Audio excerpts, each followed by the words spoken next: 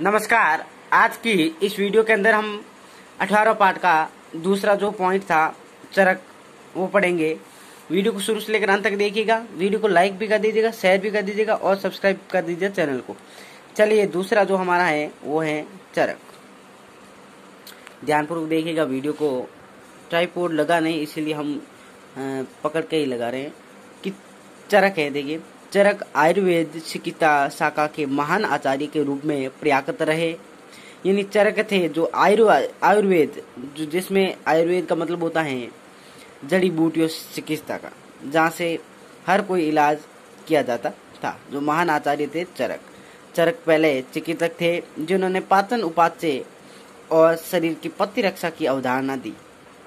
इनके अनुसार शरीर में कार्य के कारण 3 दोष होते हैं, पित्त, कफ और वात यानी वायु। तो ये अंडरलाइन कर लेना कॉपी के अंदर और प्रश्न लिखना है कि चरक के अनुसार वह कौन से कार्य हैं जिसके कारण दोष होते हैं। प्रश्न लिखना है और कॉपी के अंदर लिखना है। अगला है शरीर में मौजूद तीनों दोषों के असंतुलन से बीमारी उत्पन्न होती है। फिर है उनके द्वारा 20वीं शताब्दी ईसा पूर्व लिखा गया ग्रंथ चरक संहिता आज भी चिकित्सा शास्त्र में समान की दृष्टि से देखा जाता है। तो उनका एक जो ग्रंथ था वो था चरक संहिता, ठीक है, जो आज भी चिकित्सा के क्षेत्र में प्रख्यात हैं। संस्कृत भाषा में प्राचीनतम ग्रंथ है और संस्कृत भाषा का जो प्राचीन ग्रंथ है ये है चरक संहिता। ये ग्रंथ 8 खंडों में वर्णित गद्य और पद्य दोनों रूपों में लिखित हैं। ये जो पद है दोनों में है, यानी गद्य में भी है और पद्य में भी है। चरक ने आनुवांशिकी के मूल सिद्धांतों को 2000 वर्ष पूर्व ही जान लिया था। उन्हें उन कारणों का पता था जिनसे शिशु का लिंग निश्चित होता है। बच्चे में आनुवांशिक दोष जैसे लंगड़ापन, अंधापन, माता या पिता में किसी अभाव या त्रुटि के कारण होता है। यानी माता पिता के किसी कमी के कारण ये लंगड़ापन और अंधापन होता है। चरक के अनुसार वे पहले चिकित्सक थे जिन्होंने हृदय को शरीर का नियंत्रण केंद्र बताया, जो शरीर से मुख्य धमनियों के द्वारा जुड़ा रहता है। चरक ने चरक संहिता में चिकित्सकों व चिकित्सा विज्ञान के विद्यार्थियों के लिए कुछ निर्देश व प्रतिज्ञा का भी उल्लेख किया है। चरक के अनुसार चिकित्सा को रोगियों से किसी भी दशा में शत्रुता नहीं रखनी चाहिए। ये चरक के अनुसार कहा गया। रोगी की घर की बातों को बाहर नहीं बताना चाहिए, यानी रोगी को जो घर की बातें होती हैं उनको बाहर नहीं बताना चाहिए। चिकित्सक को सदैव ज्ञान की खोज में तत्पर रहना चाहिए और जो चिकित्सक यानी डॉक्टर को हमेशा किसके खोज के अंदर रहना चाहिए? ज्ञान की ओर। चरक शब्द का अर्थ है चलना। चरक का मतलब होता है चलना। चरक शब्द का अर्थ है चलना। वे पीड़ित जनता का इलाज करने तथा उन्हें शिक्षा देने दूर दूर तक पैदल यात्रा करते थे। उन्हें चरक कहा गया है, इसीलिए उन्हें क्या कहा गया? चरक कहा गया। तीसरा है सीवी रमन। देखिए चरक पढ़ा था। चरक के अंदर एक तो साहित्य जो ग्रंथ था वो था चरक संहिता और वो एक महान चिकित्सक थे जिन्होंने आयुर्वेद चिकित्सा के क्षेत्र में बहुत ही बड़ा योगदान रहा। और उन्होंने शरीर के अंदर 3 दोष बताए थे। पहला जो पित्त, दूसरा कफ और तीसरा वायु। और इन तीनों कमियों के कारण या दोषों के कारण शरीर में बीमारी उत्पन्न होती है। ये चरक के अनुसार कहा गया। तीसरा हमारा है सीवी रमन। चंद्रशेखर वेंकट रमन का जन्म 7 नवंबर 1888 तमिलनाडु के तिरुधरा पतली शहर में हुआ। इनके पिता का नाम चंद्रशेखर अय्यर और माता का नाम पार्वती अम्ल थी। तो देखिए सीवी का पूरा नाम होता है चंद्रशेखर और वी का मतलब होता है वेंकट रमन। का जन्म है कब हुआ था? 7 नवंबर 1888 के अंदर हुआ था। और कहाँ हुआ था? तमिलनाडु के तिरुधुरा पतली शहर में हुआ था। तिरुधुरा पतली गांव में हुआ था। और इनके पिता का नाम तो चंद्रशेखर अय्यर था और माता का नाम पार्वती अमल था। उनके पिता विशाखापत्तनम के वोल्टेयर कॉलेज में भौतिक शास्त्र के प्रधानाध्यापक थे। अंडरलाइन कर लेना और कॉपी के अंदर लिखना है कि सीवी रमन के पिताजी कहाँ के प्रधानाध्यापक थे? तो विशाखापत्तनम के वोल्टेयर कॉलेज के अंदर क्या थे? भौतिक शास्त्र के अंदर प्रधानाध्यापक थे। रमन ने वोल्टेयर कॉलेज में इंटर परीक्षा प्रथम श्रेणी से उत्तीर्ण की। अंडरलाइन कर लेना कि रमन ने वोल्टेयर कॉलेज में कितने प्रतिशत या किस श्रेणी में ये जो परीक्षा है उत्तीर्ण की, वो की थी प्रथम श्रेणी में। 1907 में 19 वर्ष की आयु में विज्ञान में MSc परीक्षा उत्तीर्ण की। 1907 के अंदर सिर्फ और सिर्फ 19 वर्ष के अंदर इन्होंने किसकी परीक्षा उत्तीर्ण की थी? MSc की। 19 वर्ष की आयु में अर्थ विभाग की प्रतियोगिता परीक्षा दी। भौतिक विज्ञान के छात्र होते हुए भी प्रतियोगिता परीक्षा जिसमें साहित्य, इतिहास, संस्कृत व राजनीतिक शास्त्र जैसे विषय थे और उनमें चयनित हुए।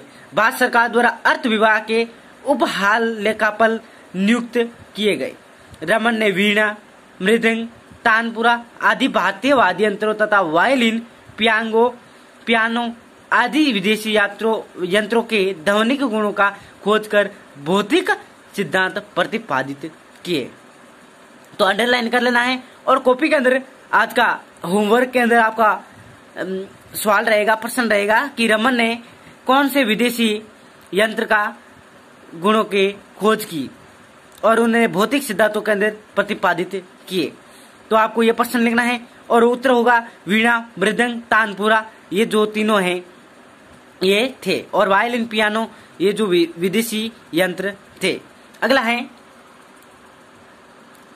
राज्य की सेवा में रहते हुए भी विज्ञान हेतु पर्याप्त समय न मिलने के कारण 1917 में रमन ने डाक तार विभाग के महालेखापाल पद से त्याग पत्र दे दिया और 1917 के अंदर उन्होंने डाक तार विभाग था वहां पे किस पद पे थे? महालेखापाल, और उन्होंने त्याग दे दिया था। क्यों दिया था? क्योंकि राज्य सेवा में रहते हुए उन्होंने विज्ञान की पर्याप्त समय न मिलने के कारण वे कलकत्ता विश्वविद्यालय में भौतिक विज्ञान के प्रोफेसर बने।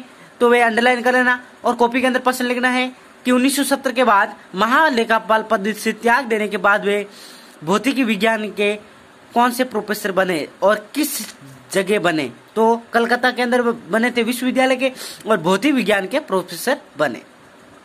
इस पद पर रहते हुए रमन ने अपने विश्व प्रसिद्ध रमन प्रभाव की खोज की। अंडरलाइन कर लेना और कॉपी के अंदर लिख देना है कि कलकत्ता विश्वविद्यालय के जो प्रोफेसर थे CV रमन, उन्होंने उस पद पर रहते हुए किसकी खोज की? तो रमन प्रभाव की खोज की, जो उन्होंने 1928 में पूर्ण किया और 1928 के अंदर पूर्ण किया।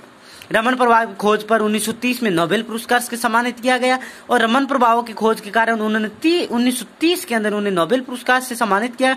रमन प्रभाव को रमन प्रकीर्णन भी कहा जाता है। अंडरलाइन करना और कॉपी के अंदर लिखना है कि रमन प्रकीर्णन किसे कहते हैं। इसके अनुसार जब प्रकाश द्रव माध्यम से गुजरता है तो प्रकाश द्रव अनंत क्रिया होती है, जिसे प्रकाश का प्रकीर्णन कहा जाता है। रमन प्रभाव खोज की विशेष बात यह है कि केवल 200 रुपए के उपकरण एवं ना के बराबर सुविधाओं के साथ रमन ने ये खोज की, यानी उनके पास कोई सुविधा नहीं थी, फिर भी उन्होंने ये इतना बड़ा खोज की। भारत सरकार द्वारा उन्हें वर्ष 1949 में राष्ट्रीय प्रधानाध्यापक नियुक्त किया गया और भारत सरकार ने उन्हें 1949 के अंदर राष्ट्रीय प्रधानाध्यापक नियुक्त किया। अगला है 1954 में उन्हें सर्वोच्च सम्मान भारत रत्न से विभूषित भी किया गया था। अंडरलाइन कर देना और कॉपी के अंदर लिखना है कि CV रमन को भारत रत्न से कब सम्मानित किया गया? तो 1954 के अंदर सम्मानित किया गया। अगला है, उनके इन वैज्ञानिक शांतिपूर्ण कार्यों द्वारा राष्ट्रों के मध्य मैत्री विकसित करने हेतु लेनिन शांति पुरस्कार से सम्मानित किया गया। रमन ने समुद्र आकाश का रंग नीला होने का कारण बताया, ठोस द्रव गैस का अध्ययन किया। इसके अतिरिक्त इन्होंने चुंबकीय शक्ति, एक्स किरणें, पदार्थ की संरचना, वर्ण, ध्वनि पर वैज्ञानिक अनुसंधान किए। 20 नवंबर 1970 में इनकी मृत्यु हो गई थी। अंडरलाइन कर देना और कॉपी के अंदर प्रश्न लिखना है कि CV रमन की मृत्यु कब हुई थी? तो 20 नवंबर 1970 के अंदर हुई थी। इनके समान वे रमन प्रभाव की खोज के उपलक्ष्य में हर वर्ष 28 फरवरी को राष्ट्रीय विज्ञान दिवस मनाया जाता है। तो अंडरलाइन कर देना और कॉपी के अंदर लिखना है कि राष्ट्रीय विज्ञान दिवस कब मनाया जाता है और क्यों मनाया जाता है।